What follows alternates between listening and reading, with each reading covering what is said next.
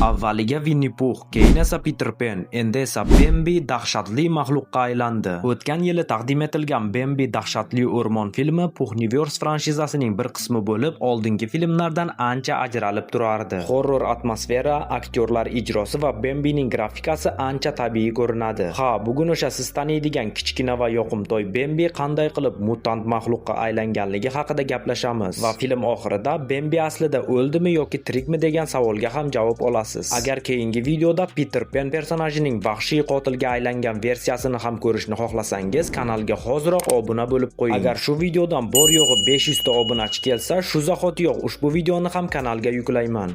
Filmning ilk titrlarida bizga o'rmondagi kitobning ochilishi va Bambining tarixini ko'rsatishadi. Unda Bambi onasining o'limidan so'ng qanday hayot kechirganligi va ulg'ayganligi ko'rsatiladi. Oradan bir necha yil o'tgach, u boshqa bir kiyikni uchratib qoladi va ular farzandli bo'lishadi. Bambi va uning oilasi o'rmonda tinch hayot kechirishmoqda, lekin odamlar ularning tinchini buzishadi va uning ayolining o'limiga sabab bo'ladi. O'rmondagi suvni har xil ximikatlar bilan zaharlab, uning bolasini olib ketishadi. Bambi uyg'onadi va oilasi uchun qayg'urib suv ichmoqchi bo'ladi, lekin bu zaharli suv Bambini vahshiy qotilga aylantiradi. Endi u onasi, ayoli va bolasi uchun qasos olishga tayyor. Shundan so'ng film voqealari ayol, bola va taksist tomon buriladi. Ayol anchadan beri ko'rinmay ketgan erini qidirmoqda. Qorong'u va qo'rqinchli o'rmonni kesib o'tayotgan taksist bolaning ahvoli yomonlashgani bois mashinani to'xtatadi. Shunda bola o'rmon ichida kimdir borligini sezadi va mashinaga qaytadi. Ular yo'lda davom etayotgan paytda oldilaridan ulkan kiyik paydo bo'ladi va mashinani ag'darib tashlaydi. Bambi haydovchini o'ldirayotgan paytda ayol va bolasi mashina shishasini sindirib o'rmon tomon qochib ketishadi. Bu vaqt ichida esa ular bormoqchi bo'lgan uydagi yaqinlari ayol va bolasi kechikayotganligidan xavotir olishadi.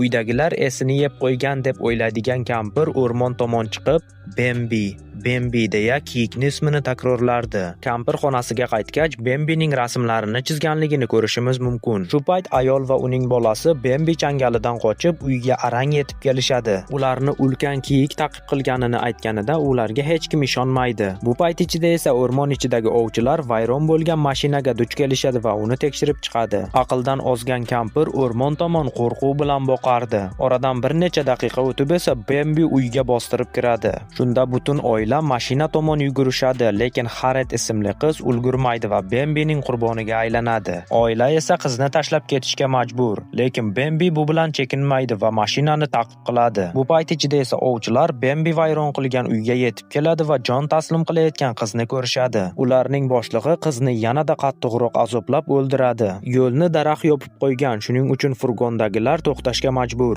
Daraxtni yo'ldan olish paytida Bambi paydo bo'ladi va ular har tomonga tarqalib ketishadi. Bolalardan biri o'rmon ichida Bambidan qochish paytida yiqilib hushidan ketadi, lekin uning ust-boshi har xil axlatlarga urilganligi bois Bambi uni yeyishdan bosh tortadi. O'rmonning ikkinchi tomonda ayol bolasi bilan boshpana qidirmoqda. Bu yigit esa telefoni uchun signal izlayotgan paytda quyonlar guruhiga duch keladi, lekin bu oddiy quyonlar emas, mutantlar bo'lib, ular bolani paqqos tushiradi. Shu payt ovchilar tirik qolganlarning oldidan chiqadi va ularni xavfsiz joyga olib borishadi. Lekin ayol nega ular politsiyachilarni chaqirmayotganligidan shubha qiladi. Ma'lum bo'lishicha, ushbu ovchilar o'rmonning zaharlanishiga sabab bo'lishgan va endi o'rmondagi barcha vahshiy jonzotlarni qirib tashlamaguncha politsiyaga qo'ng'iroq qilishmaydi. Ular shuningdek Bambining bolasini ham o'g'irlashgan. Ushbu voqealarda otasining ham qo'li borligini sezib qolgan bola o'rmon tomon qochib ketadi va u yerda ikki nafar ovchi Bambining bolasini qafasda olib ketayotganligini ko'rib qoladi. Shu payt u yerga Bambi tashlanadi va birini boshini uzib tashlaydi.